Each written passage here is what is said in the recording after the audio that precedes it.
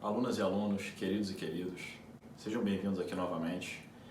Nossos encontros aqui com o professor Bruno Garcia Redondo para debatermos processo civil. Por favor, se inscrevam no canal e cliquem em curtir no vídeo se estão gostando. O tema da aula de hoje, vamos prosseguir com o estudo do Instituto Fundamental da Ação. Estamos analisando as, entre aspas, antigamente denominadas condições da ação, tecnicamente hoje em dia, pressupostos processuais, a exigência de legitimidade e interesse.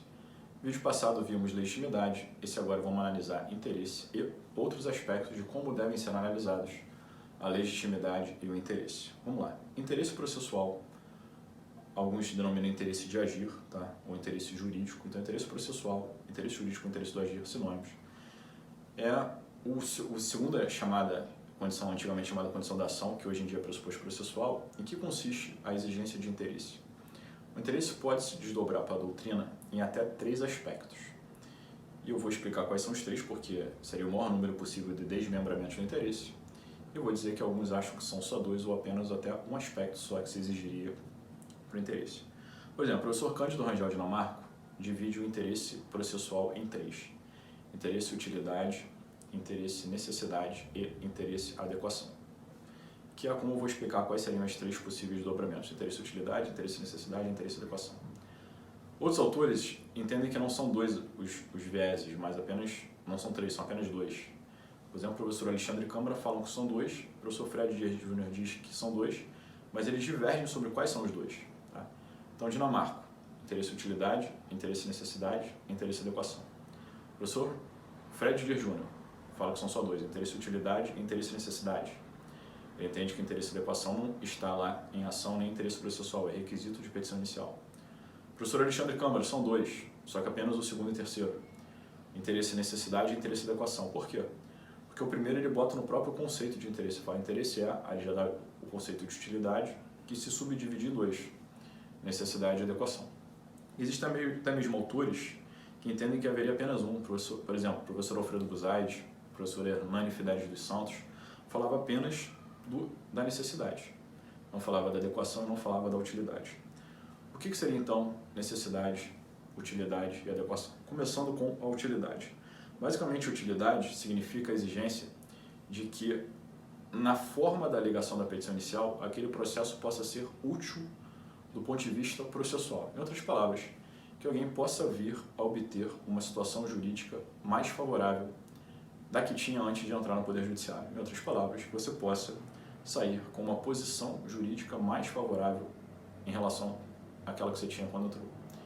Em outras palavras, normalmente as ações, vocês podem estar pensando exemplos, todas têm interesse e utilidade, mas eu vou dar exemplo de uma que não tem. Aliás, várias que não tem. Sempre que, por exemplo, houver uma perda de objeto logo antes da propositura inicial. Pensem, uma ação que se destinasse, o único pedido fosse implantar um estente cardíaco coronariano no coração do autor. E logo ali na véspera do agendamento da petição inicial, o autor falece. Poderia eventualmente pedir danos morais pelo falecimento, se a negativa lá de implantação do estente fosse devida, beleza, mas era outra ação. Era ação de indenização por danos materiais. Para uma ação cujo único pedido seja implantar estente cardíaco, obrigação de fazer, condenar o réu para obrigá-lo a implantar o estente cardíaco, e o paciente acabou de morrer, perdeu o objeto, essa ação tem utilidade? Tem que ir até o final uma ação para condenar o réu a implantar um estente cardíaco em um falecido? Não. Então, por exemplo, quando o objeto se torna fática ou juridicamente impossível, a ação não tem utilidade. Não há utilidade nessa ação. Segundo aspecto possível do interesse, além do interesse e utilidade, interesse e necessidade. Interesse e necessidade, a gente tem que lembrar que o acesso à justiça deve ser entendido como última ratio, a última razão, a última opção. Então, para haver necessidade, você tem que falar que houve, no mínimo, lesão ou ameaça a direito, nos termos do artigo 5º, inciso 35 da Constituição. Então, você tem que demonstrar que aquela demanda é necessária, que você não poderia resolver a questão de outra maneira. Então, vou dar um exemplo aqui. Uma ação de cobrança. A ação de cobrança tem utilidade? Sim, você vai condenar alguém, esse cara ainda está vivo, a pagar um dinheiro, e condenação de dinheiro cabe. Então, um possível credor contra um possível devedor pedindo condenação a pagar dinheiro, os dois estão vivos, parece ter interesse e utilidade, mas talvez não tenha interesse e necessidade, segundo aspecto, quando não houver nem lesão nem ameaça, por exemplo, uma ação de cobrança antes do vencimento. Para condenar um réu, no dia que vencer ele pagar. Vai que no dia que vencesse, ele pagasse espontaneamente. Então, uma ação de cobrança antes do vencimento de dívida ela tem que ser extinta. Tem que ser extinta porque falta interesse e necessidade, que pode ser um processo à toa no Poder Judiciário, porque chegaria no dia do pagamento e ele pagaria no dia do vencimento. Então, antes do vencimento, não há interesse e necessidade, não houve lesão e nem ameaça sequer ao direito, no meu exemplo. Terceiro aspecto, interesse e adequação. Os autores que entendem que interesse e adequação seria o terceiro aspecto do interesse, dizem que a gente tem que acertar também na via processual, no rito processual, tem que entrar com o rito processual adequado. Então, por exemplo, se vai fazer um pedido de posse dentro de um dia, é ação possessória de procedimento especial do CPC, não procedimento comum. Se você tem que entrar contra a Fazenda Pública Federal até 60 salários mínimos, você tem que entrar nos juizados especiais e não com uma ação pelo procedimento comum na Justiça Federal. Então faltaria talvez interesse e adequação, não apenas competência, mas também interesse e adequação. Então, interesse e adequação você tem que escolher o rito processual adequado para aquele tipo de autor, de réu e de pedido que se faz. Então acertar entre aspas no tipo de ação, no tipo de rito, no tipo de procedimento seria interesse e adequação. Então se você erra no procedimento e intimado para corrigir não corrige, não adapta, deveria ser extinta por falta de interesse e adequação. Então falta utilidade, ou falta necessidade, ou falta adequação da via eleita, do rito eleito, seria extinção sem resolução do mérito por ausência de interesse. Pegando um gancho na aula do vídeo anterior, falta legitimidade ativa, ou falta legitimidade passiva, ou falta legitimidade ordinária, ou falta legitimidade extraordinária, seja para o autor ou para o réu, a ação também deve ser extinta sem resolução do mérito. Terceira, antigamente chamada condição da ação, era a possibilidade jurídica, que Liebman, eu disse, né, na primeira e segunda edição das suas obras, exigia a possibilidade jurídica como terceira condição da ação, no Código Velho, e da terceira e última edição em vida, foi a quarta da sua obra, ele deixa de exigir possibilidade jurídica. Olha que curioso, o exemplo do Liebman era o seguinte, ele falava nessa época sobre o direito italiano, que em alguns países já existia lei do divórcio, e na Itália, até 1970, não existia lei do divórcio. Então, antes da lei do divórcio, Liebman falava, vai que alguém entra com uma ação para pedir divórcio. Divórcio não existe no direito italiano. Então, pedido juridicamente impossível. Pedido juridicamente impossível não tem por que essa ação ir até o final e gastar tempo com isso. Você extingue logo no início, por vício processual, impossibilidade jurídica do pedido. Esse pedido não é contemplado no nosso ordenamento. Outros países têm leis que prevêem divórcio. É curioso que no Brasil, também dessa década, a lei do divórcio, antes não havia divórcio, havia desquite, mas a pessoa continuava casada apesar de desquitada, não havia divórcio. Não podia se casar novamente, quando era só desquite e não divórcio. Então Lima falava, o exemplo prático dele, impossibilidade jurídica. Alguém entra pedindo divórcio na Itália e na Itália não tem divórcio. Aí curioso é que vem a lei do divórcio em 70, Liebman perde seu exemplo e deixa de exigir possibilidade jurídica. Mas ele poderia ter dado vários outros exemplos se eu continuar exigindo possibilidade. Ele poderia pensar assim, por exemplo, vai que alguém entra pedindo a condenação de alguém a um trabalho escravo, entra pedindo condenação a alguém a uma pena de morte, entra pedindo uso capião de bem público, uso capião da lua. Qualquer pedido maluco desses, jurídica ou faticamente impossível, poderiam permanecer como exemplos.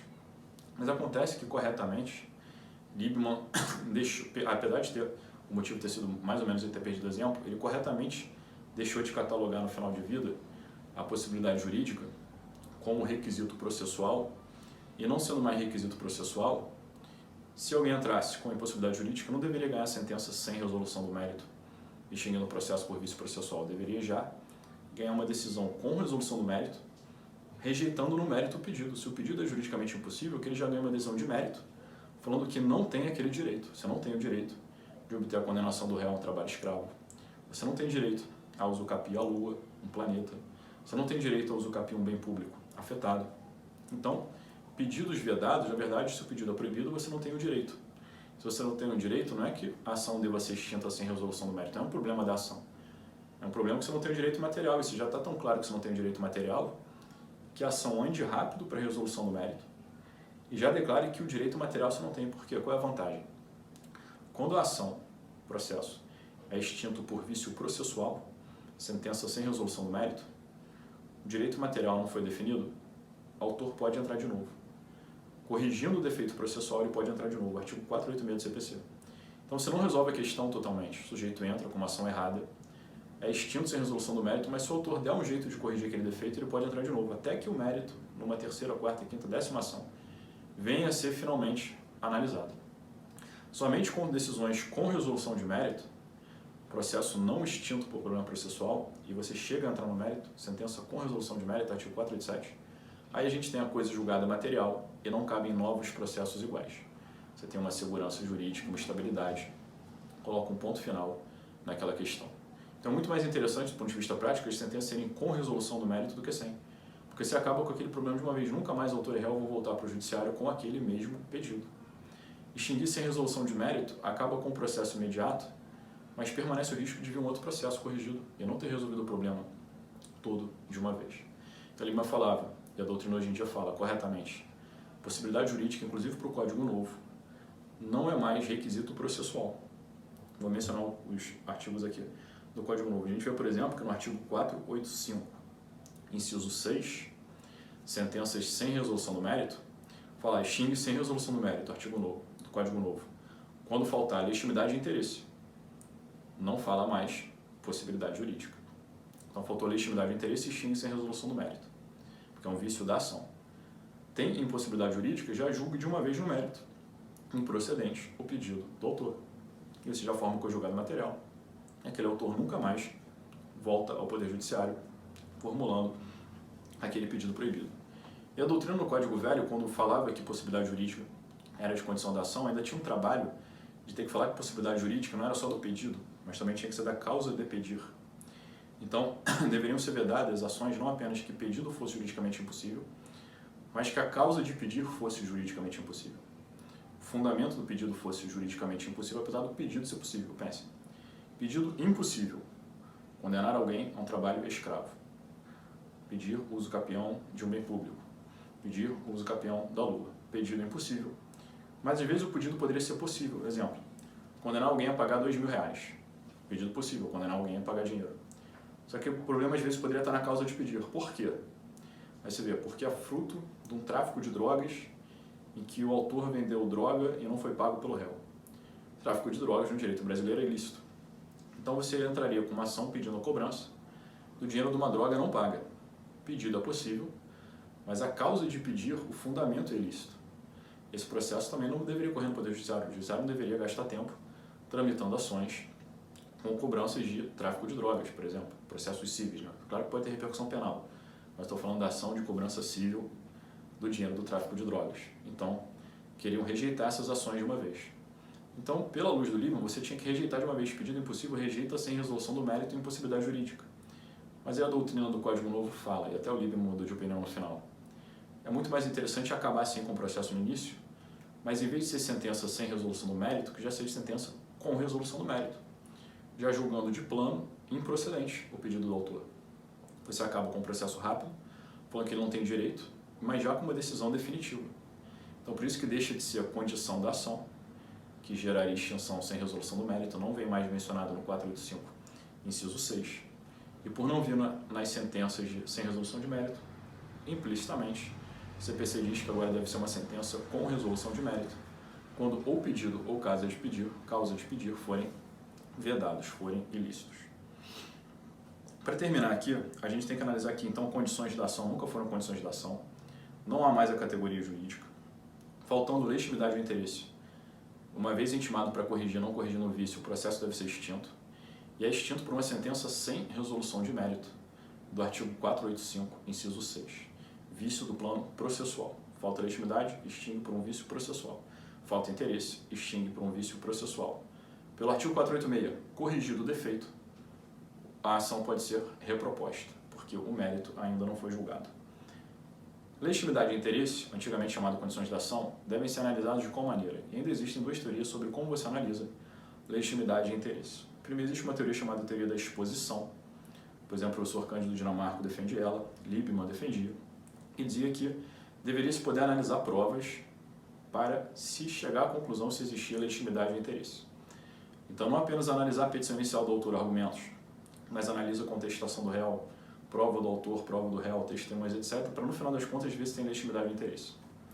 Teoria minoritária, essa teoria da exposição.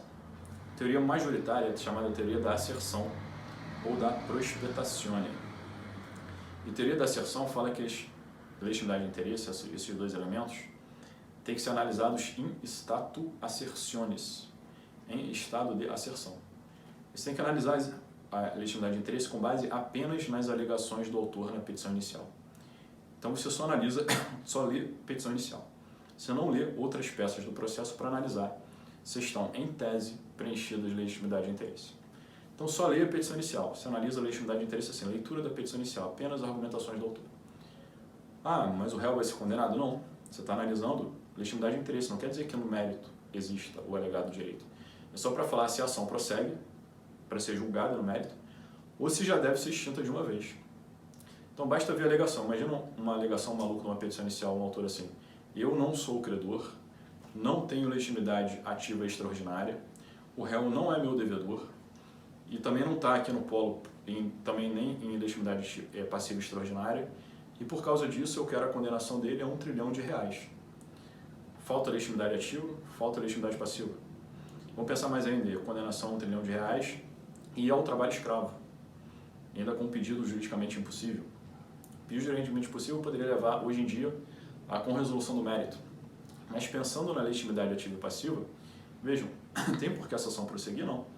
Com base na mera leitura da petição inicial, o juiz já pode extinguir de plano, por falta de legitimidade ativa e passiva. O sujeito fala: como o paciente estava muito mal, tinha direito a um stent cardíaco, então tinha o réu que ser condenado a implantar o stent cardíaco e morreu, então eu quero que implante o stent cardíaco.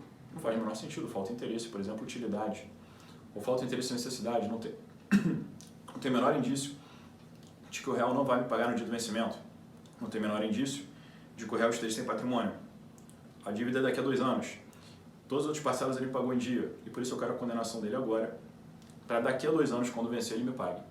Falta interesse e necessidade, tá?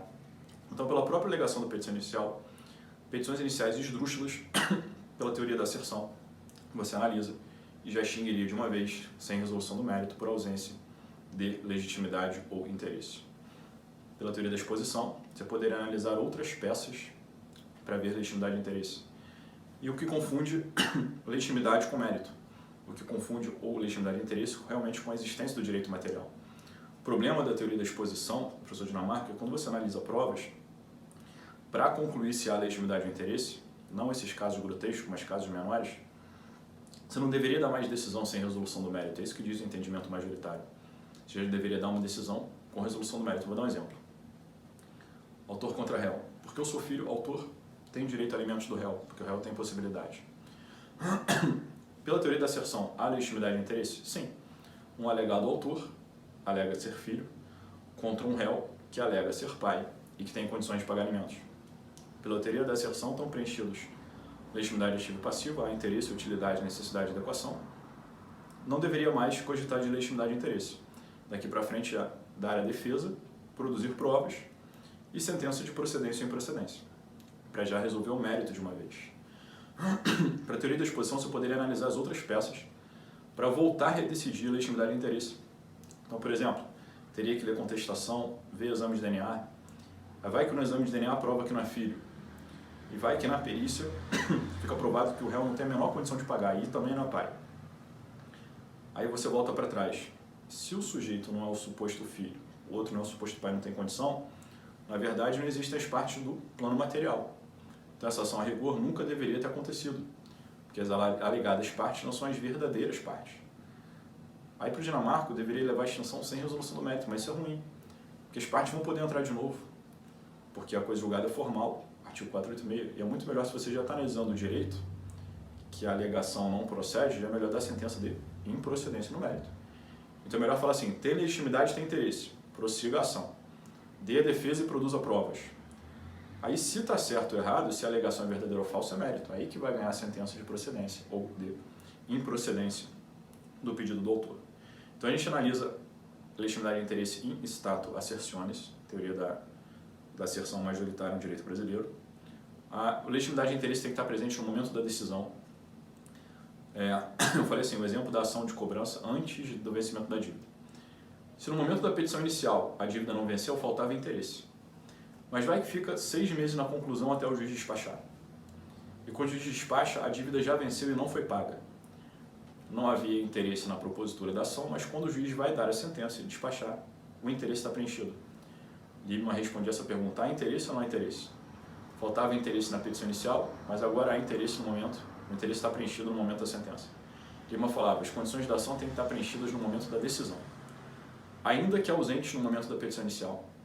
Se preenchidos no momento da decisão, o juiz tem que reconhecer que estão presentes e determinar que o processo prossiga rumo à resolução do mérito. Ele não pode mais extinguir por ausência de legitimidade e interesse, ainda que não houvesse no início.